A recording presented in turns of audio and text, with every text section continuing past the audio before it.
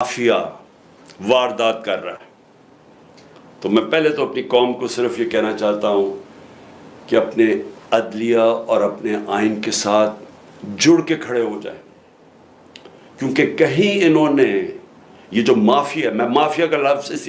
استعمال کر رہا ہوں کہ صرف ذاتی مفاد کے لیے سب کچھ کر رہے ہیں. ان کا کوئی نیشنل انٹرسٹ نہیں ہے. کوئی اپنے پیسے بچا رہا ہے، کوئی اپنی کرسی بچا رہا ہے، لیکن ان کو فکر نہیں ہے کہ ملک ڈوبتا جا رہا ہے. تو یہ ایک راستے میں جو عدلیہ ان کو روک کے رکھا ہوا ہے اور جس کی وجہ سے میں آج یہاں بیٹھا ہوا ہوں، اس کے اوپر اب پوری واردات ہے. یاد رکھیں، نواز شریف نے جب 2/3 اکثریت لے لی تو اس کے راستے میں صرف اس نے دیکھا عدلیہ ہے، ایک چیف جسٹس، ایک ایماندار دیانتدار چیف جسٹس، تو اس نے اس کو گوارا نہیں کیا، حملہ کیا سپریم کورٹ کے اوپر اور ڈنڈوں سے چیف جسٹس کو. یعنی کبھی ایسی دنیا کی جمہوریت میں ایسا مناظر نہیں ہوئے کہ ڈنڈے مار کے اس چیف جسٹس کو اور ڈرا کے اس کو بگایا، اور پھر پیسے چلائے، بریف کیس جو مافیا